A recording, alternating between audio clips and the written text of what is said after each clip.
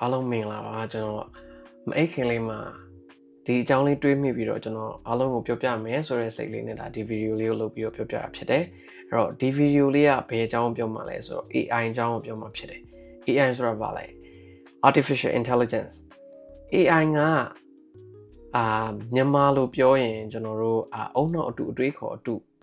เนาะလုံးယူထားတဲ့လူတွေဖန်တီးထားတဲ့ကွန်ပျူတာတွေပေါ်မှာtrain ထားတဲ့အချက်လက်တွေအများကြီးထည့်ပြီးတော့ train ထားတဲ့လေ့ကျင့်ထားတဲ့အသိဉာဏ်အတုအုံနောက်အတုတစ်ခုပါပဲเนาะအဲ့တော့ဒီ AI ကကျွန်တော်တို့တွေရဲ့နေ့တူပါကိုဘယ်လိုမျိုးဒုက္ခပေးနေပြီလဲအဲ့တော့ဘယ်လိုဒုက္ခပေးလဲဆိုတော့ဟိုတနေ့ကျွန်တော်သတင်းတစ်ခုတွေ့လိုက်တယ်သူကဘာလဲဆိုတော့ Oracle ဆိုတဲ့ company မှာဒီ cyber security team လေးတယောက်ကိုမနက်3နာရီလောက် email ပို့ပြီးတော့ဖြုတ်ချပလိုက်အောင်သူဘာမှလည်းမသိဘူးဘာမှလည်းလုပ်လို့မရအောင်ပြုတ်ပြီးဒါပဲသိတယ်အဲ့တော့တခြားပဲ Oracle ကလူပေါင်းမြောက်များဆိုသူထပ်ဖြုတ်တယ်ထောင်ကနန်းချီပြီးကိုဖြုတ်တယ်ကျွန်တော်မမှားဘူးဆိုရင်အဲ့လိုပဲအခု January 2026 January ကနေ April အထိကိုလူပေါင်း92,000ကျော်ပြီဆိုကျွန်တော်က research လုပ်တာမှလည်းတွေ့တယ်လူတွေအလုပ်ပြုတ်သွားတာအဲ့တော့ AI ကဘယ်လိုပြောမလဲငယ်တုန်းကစောင်းမွဲတွေမှာစောင်းမွဲတကားလာခေါက်နေပြီရန်နီးနေပြီမဟုတ်ဘူးအခု AI ကတကားလာခေါက်ရုံလည်းမဟုတ်ဘူးတကားဖွင့်ပြီးအိမ်ထဲမှာထိုင်နေပြီအဲ့တော့ကျွန်တော်တို့တွေကို AI ဒုက္ခပေးနေပြီ professional တွေကိုအဲ့တော့ဘယ်လိုမျိုးအနေထားကျွန်တော်တို့ကဲနိုင်မလဲအရင်စိတ်ဝင်စားဖို့ကောင်းတယ်ကျွန်တော်တို့ရှင်းသန်မှုအတွက်အဲ့တော့လူတွေကဂိမ်းမဆိုင်မိကြဘူးကိုယ့်အပူနဲ့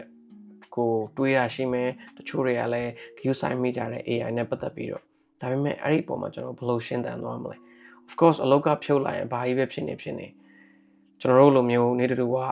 နော်လာကစားပြီးတော့ရှင်းသန်နေရတဲ့လူတွေအတွက်ကဒါအလောက်ကဖြုတ်လိုက်ရင်ဘာမှလုပ်လို့မရအောင်နောက်အလုပ်တစ်ခုထပ်ရှာတာပဲရှိတယ်အဲ့တော့အလုပ်ဖြုတ်တာမဖြုတ်တာနောက်မှာဒါပေမဲ့ကိုကအသုံးဝင်အောင်ဘယ်လိုလုပ်ရမလဲဆိုတာအရေးကြီးလာပြီအဲ့တော့ AI နဲ့ပတ်သက်ပြီးတော့ကိုက familiar ဖြစ်အောင်လုပ်ထားပါ AI နဲ့ပတ်သက်ပြီးတော့အသုံးချနိုင်အောင်လုပ်ထားပါ AI ကိုเนาะ AI ကကိုယ့်ပေါ်အသုံးချတော့မျိုးလည်းမဖြစ်စေနဲ့ဘာလို့လဲနေ့တူက AI ကြီးပဲမီးနေပြီးတော့ကိုခေါင်းအလုံးမလုပ်တာမျိုးတွေလည်းဖြစ်သွားနိုင်တယ်ဒါပေမဲ့ကျွန်တော်တို့ကအဲ့ဒါကို adapt လုပ်ရမယ်ပေါ့နော်သူတို့နဲ့ဒါဘယ်လိုမျိုး AI နဲ့ကိုအသုံးချပြီးရှင်းသန်သွားရမလဲဆိုတာကျွန်တော်အရင်အရေးကြီးတယ်ဒါကြောင့်အခု AI နဲ့ပတ်သက်ပြီးတော့နားလည်အောင်လုပ်ကြပါပြီးရင်ကိုယ့်ရဲ့လုပ်ငန်းက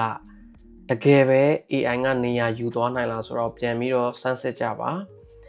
skills တွေကိုတခြား skills တွေပေါ့နော်တခြားလုပ်ငန်းတွေနဲ့ပတ်သက်ပြီးတော့စားလေ့လာကြပါစီးပွားရေးလုပ်တယ်ဆိုလဲစီးပွားရေးနဲ့ပတ်သက်ပြီးတော့ကိုကအရင်အစပြိုးထားပါအဲ့တော့အားလုံးအဆင်ပြေကြပါစေ AI ကအိမ်ထဲဝင်ထိုင်နေပါပြီ AI ကတကားခောက်တဲ့ level မဟုတ်တော့ပါဘူးအရန်ကိုမြန်ပါတယ်အဲ့တော့ see you everyone take care alright